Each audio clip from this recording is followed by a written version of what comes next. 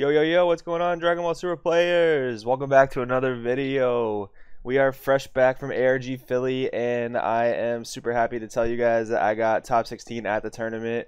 I am super happy with these results, especially because I made the super last minute decision. I made a decision on Thursday to even go to the event. So the fact that I got top 16 with a deck that I tested for one night, Friday night, I'm super stoked about it.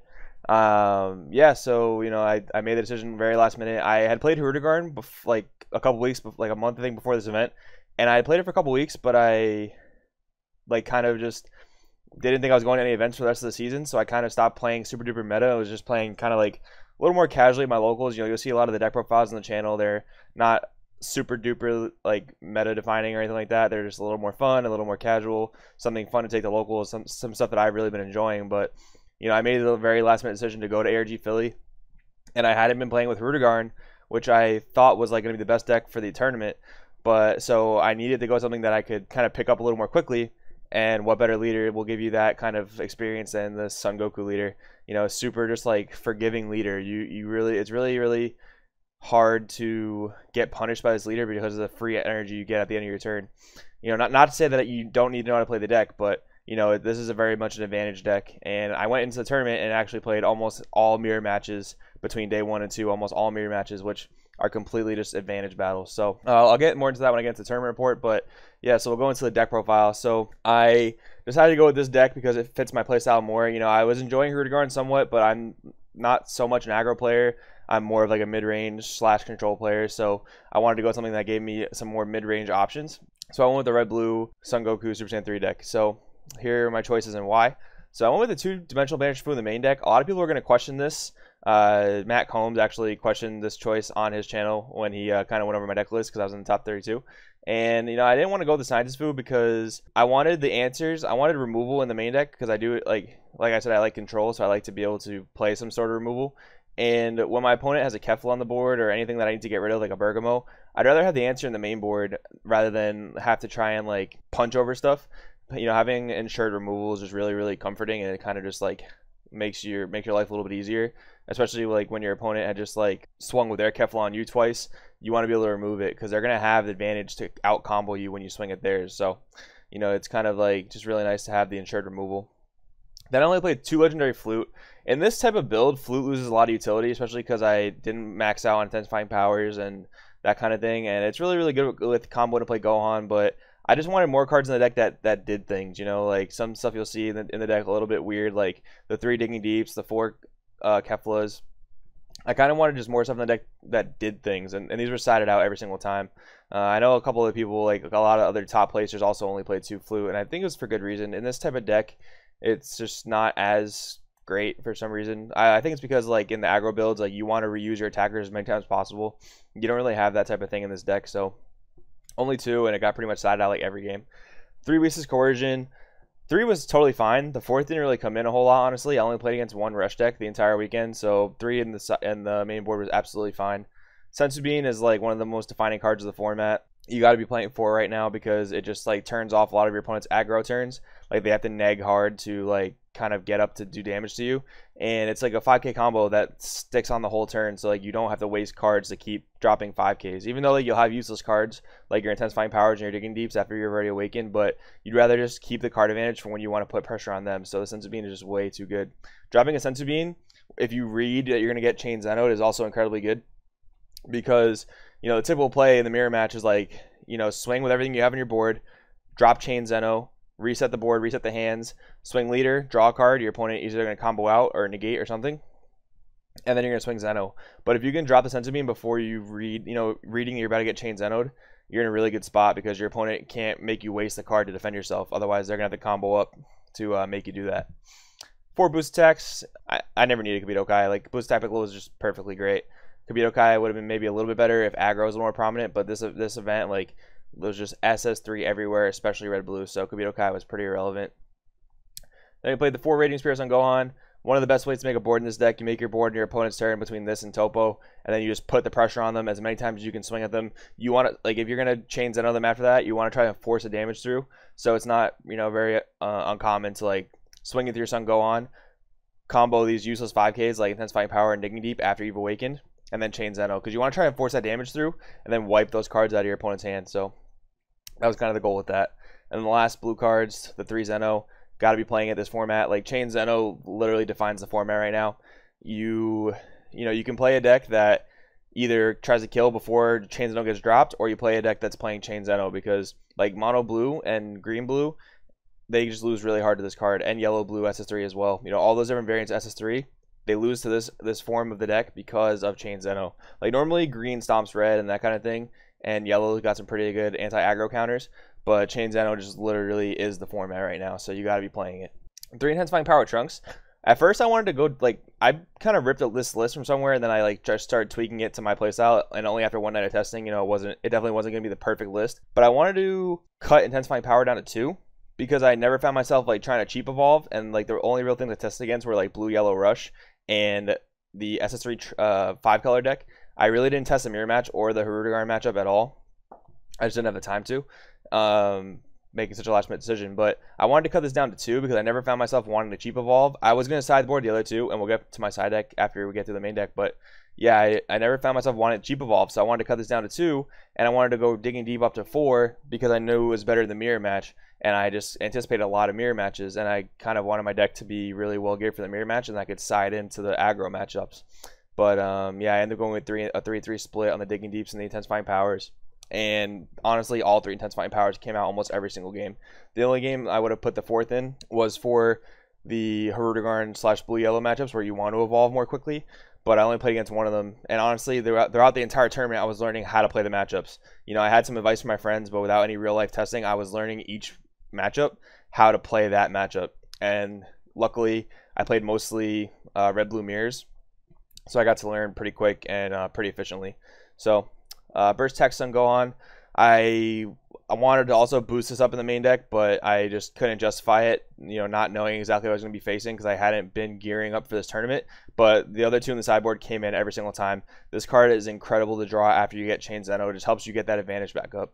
Digging Deep, incredible in the Mirror Match. You awaken and you force your opponent to awaken, because one of the worst predicaments you can find yourself in is getting chain Zeno'd before your opponent awakens and you're already awakened, because they're going to chain Zeno you, they're going to flip over, draw 2, and then attack and draw another card. So they're going to be at 8 cards, and they're going to put 2 attacks in your leader where you don't want to drop below 4, because then the next time that a chain Zeno occurs, it's going to be less valuable for you. So, you really don't want to be in that predicament. So Digging Deep Vegeta kind of forces your opponent to awaken. So it's really, really good in the Mirror Match. The 4th one came in all the time because, like I said, I played against so many mirrors. Chain Attack Trunks, it's format defining right now. Like I said, chain Zeno, it is the format right now. Unbreakable Super Saiyan Son Goku, 5 through 8 super combos, incredibly good. And you don't mind charging in this deck. Other colors of this deck of SS3, if they hit a red in their energy, it kind of sucks. But in this deck, you don't mind it at all. Topo, incredibly strong card. You want to be able to drop this. Like, you'll negate attacks sometimes that you don't really even want to negate, but because you have a chain turn, you want to just get this guy in the field just so that you can get an extra swing at your leader, just so that you can just put that extra pressure on and either make them take a damage or make them waste more cards and then just chain Zeno them. Forcing Hit, really, really good to drop at any point in the game. Realistically, you can drop it before a chain Zeno and see if it's even worth chain Zeno them. They may have bricked and you don't even need to do it. In my game actually against Alejandro Sanjayo, I'm sorry if I'm pronouncing your name wrong, but Manaka of the group, I chain Zeno. I believe this was against him. I hit him 3 times and knocked chain Zeno out of his hand every single time, so he couldn't chain Zeno me. And then eventually, I ran out of hits to drop, so he chain Zeno me. And then I hit him 2 more times in the same game. It was just absolutely obnoxious. It was so dumb. And then I played 4 Saiyan Onslaught Kefla. A lot of people played 3. I wanted to play 4 because realistically, you want to see this card as much as possible. Establishing multiples is incredible. You don't really mind the 10k pump because your leader just gives you free energy at the end of the turn. So you want to really hit this after getting chain Zeno'd or after chain Zeno'ing someone. It's super good because, like I said, after all the chain Zenoing happens, to a point, it's gonna stop. Either all the chains are gone, all the Zenos are gone, what have you. It becomes just legitimately an advantage battle after that. And that honestly might have been a better reason to play the 2 Scientist Fu in the main deck. But like I said, I just really like having answers to things I wanted to have answers to in the main board. You know, I honestly expected to play more mono blue SS3, which I only played once during Swiss, and I thought it would be really good against Kefla, which it did turn out to be good. It was good against Kefla, and it was good against hit, because sometimes my opponent would hit me, they would leave their hit in active mode, and they would, like, you know, try and build a board so they can go for game next turn. But Dimensional Banisher, like, honestly did the job. But like I said, this being an advantage mirror match, like, Scientist Fu might have made a little bit of a difference. But, you know, I was really, really happy with my main deck. It performed really well. And, you know, in hindsight, I would have just completely geared this to the mirror like I wanted to. But I got some input from my friends that I necessarily shouldn't have, because I wanted to be more well geared towards other matchups. But I was really, really happy with the main deck. Really, really solid. I am probably never going to play this deck ever again. You know, hopefully by the time the next regional comes up, which I think is in like September, this leader is dealt with, Flute is dealt with, and like the format is more mellow, is like more fun, more creative. Like, this is super boring. Like, Scott Datchy said it best. Like, this leader is just like, it's playing the game with this leader is not brain dead, but just like playing the mirror match for 2 days in a row, it's like gets super, super tiresome. And like having your opponent just be able to defend things for free is also very tiresome. Like, this mirror match is, you know, unfortunately it's a lot less skillful, because it's like Chain Zeno introduces a lot of variance into it. You know, 2 sets ago, I would have said this game is very low variance, because you have very high chances of drawing the cards you want to see, and there's so much draw power in the game. But once someone drops Chain Zeno, it's like if you brick off the Chain Zeno, you're in a terrible predicament. And if your opponent hits the nuts off the Chain Zeno, you're in an even worse predicament. So unfortunately, this format is just like going first in the mirror match gets a huge advantage, and whoever can drop their bomb cards first is in a really, really good predicament. So, you know, it's not my favorite format, but I'm really, really happy with the top 16 spot. So we'll go over the side deck real quick. 2 Fu Shattered Mystery.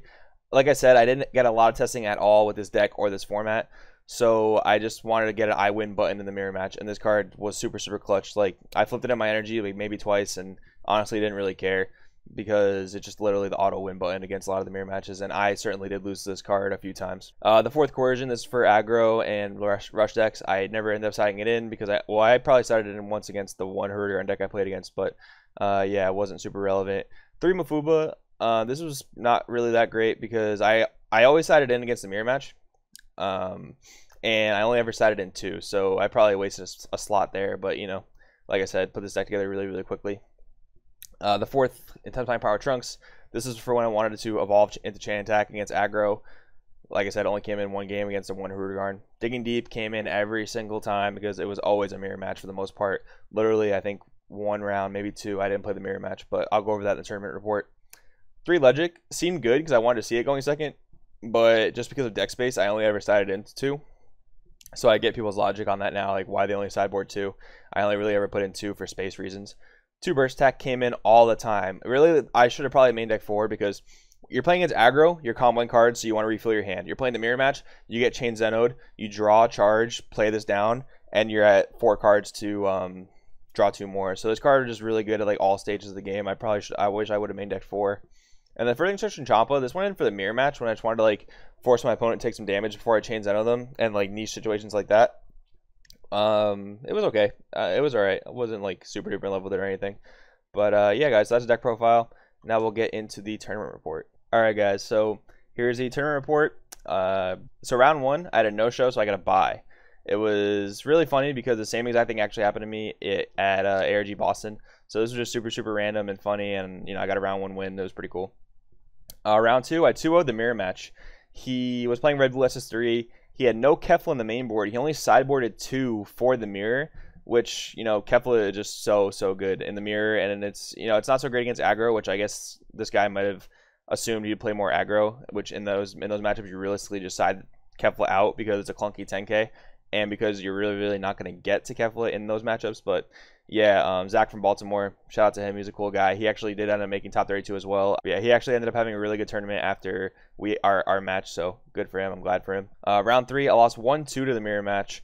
Alejandro Manaka from the Facebook group, everyone pretty much knows this guy. He's a pretty cool guy. He's a cool young kid. You know, he's awesome. You know, like I said, like this format and the mirror match is just the battle of the broken cards. Like game 1, I resolved hit on him like 5-6 times, and I beat him. Game 2, he you know, after all our Chain Zeno shenanigans, he out advantaged me. So you know, he just had the advantage cards, so he won that game. And then game 3, I was in a very winning position, and then he top decked 10 drop Fu for game. I was like super stacked on defensive cards, and he top decked the Foofer game. It's an auto win button in the mirror match. It happens. The entire match, I was never able to chain Zeno him, and that's a reoccurring theme I learned about this event, is that if you cannot resolve chain Zeno, you're gonna have a very bad time. Unfortunately, like that's like the format right now. So if you can't resolve chain Zeno, unfortunately, it's gonna be a bad time. But all right, so round 4, I lost 1-2 to blue yellow Hurdigarn Storm. I think the Trunks leader is honestly better than Hurdigarn, because the one deck I did test against was my friend's Trunks blue yellow deck, and it just drew way more cards and felt way more pressuring. The Hurdigarn deck, I never like felt out advantage ever against. The thing is, like, I didn't test the matchup enough, so I didn't have the sound sideboard theory and the sound like strategy of like not activating leader effect, wanting to go first and things like that. I just wasn't really prepared in that end of it. But yeah, so game 3, I pretty much lost game 3 because I flipped 2 red and my Senzu Bean was dead. I had a Senzu Bean in hand, and I had a bunch of 10k combos, like combo to play Gohan, like Unbreakable, and unfortunately they were dead because I flipped 2 red. But it happens. And yeah, I lost round 4 because of that. Round 5, I won 2-1 against Mono Blue. Zenoed him 3 times in game 1. That was absolutely broken. So yeah, round 6, I won 2-0 against Jason Coppola from Team Top 4 Tier Gaming. It was actually a rematch from ARG Boston, where I almost took the match off of him with my Soul Striker Blue Green deck. He was playing SS3 Apes.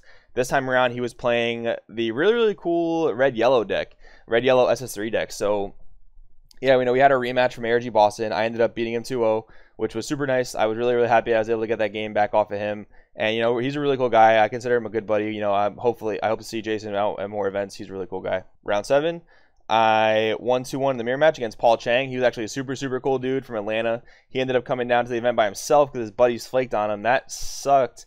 I just he was a super cool guy. So, I invited him out to dinner, and he hung out with me and my crew, and it was super awesome to meet him. Shout out to you, Paul Chang. You're the man. And then round 8, we drew in the mirror match. None of my rounds really went to time, I don't believe, except for this one. And, we ended up drawing in time because, like I said, like the mirror match will go back and forth forever until someone just gets up on advantage after all the chain Zenoing is done. So, yeah, we drew in the mirror match because we just, neither of us would die in game 3. Top 32, round 1, I beat the mirror match against a gentleman named John from Long Island. Super cool guy. He, got a little antsy and kind of made some misplays, which, he was really beating himself up about in the middle of our game 2 and 3. And I think it really put him at disadvantage. You gotta just yeah, guys, when you misplay like that, it sucks, and you wanna beat yourself up over about it. But if you only lose game 1 because of a misplay, you have 2 more games to come back and win, and you gotta really just focus on playing your heart out and playing almost perfectly, because now you don't really have any more room for error. So shout out to John. Don't beat yourself up, man. You're a good player. And you just gotta not beat yourself over it, man, because that's gonna get in your head, and that's gonna cause you some games that you don't want to lose. And then we come to top 16. I played against Phil Pena from Toy Wiz. They're a popular team in New Jersey. Shout out to Jersey, my home state. So yeah, I lost to Phil in the mirror. Like I said, I didn't have any testing against the mirror. This was the last mirror I had of the day because I ended up losing this round and solidifying my spot in top 16. But in throughout the tournament, I learned how to play the mirror, and it's almost a little bit like a poker match as well.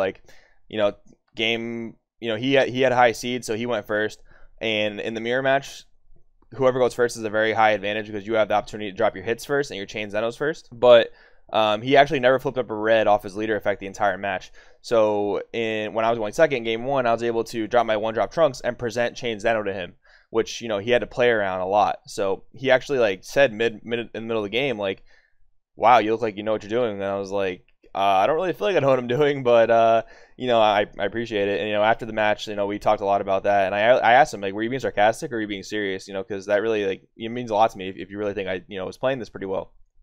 And he was like, yeah, you presented chains. I know, I had to play around it. I was honestly really nervous about it, especially not being able to flip up a red in my front energy. And when your opponent goes first and does not flip a red in their energy, they can't chain Zeno you without evolving for 3 more turns. So you just have to go in on them. You have to push. Yet digging deep is really important there because you just force them to awaken. You try and force them down to 3-2 life before a chain Zeno happens next. But yeah, this was literally all stuff I learned playing in the tournament. I just some people had told me this by word of mouth.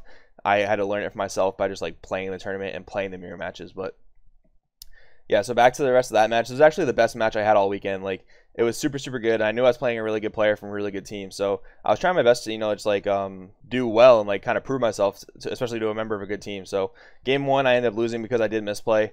I was so up on advantage, like I just had it in the bag, but I chose to foreseeing hit him when I could have actually dropped burst text on Gohan and drew 2 cards. So I chose to hit him.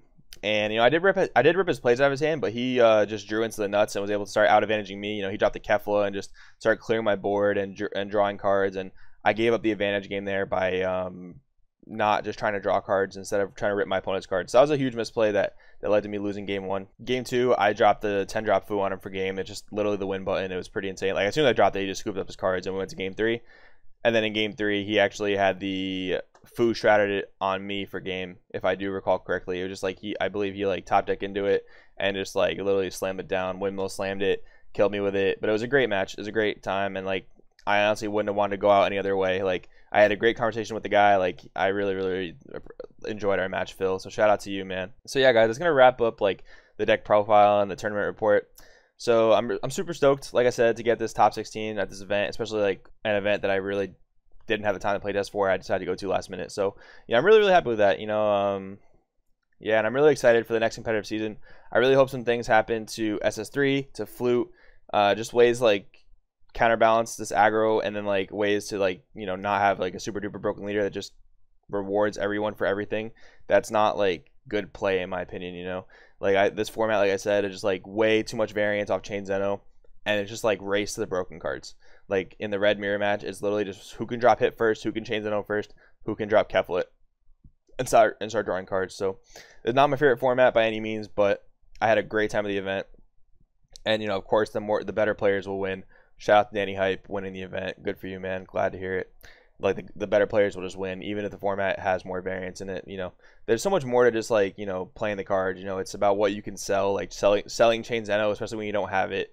Just all kinds of like knowing what to hit your opponent's hand with foreseeing hit. There's a lot of skill going into the format. Don't get me wrong at all, but like I said, like just like there is a little too much variance in the format for it to be one of my favorite formats. But with that being said, there was a tournament report and the deck profile for my top 16 at ARG Philly Invitational. Thank you guys so much for watching. If you enjoy videos like this, if you enjoy hearing competitive content, fun local deck profiles, a strategy series will help you guys play the game better, get a little bit better at the game, please hit that subscribe button, like this video, and comment letting us know what you want to see in the future. With that being said, my name is Joey from CrossFit TCG, and I will see you next time.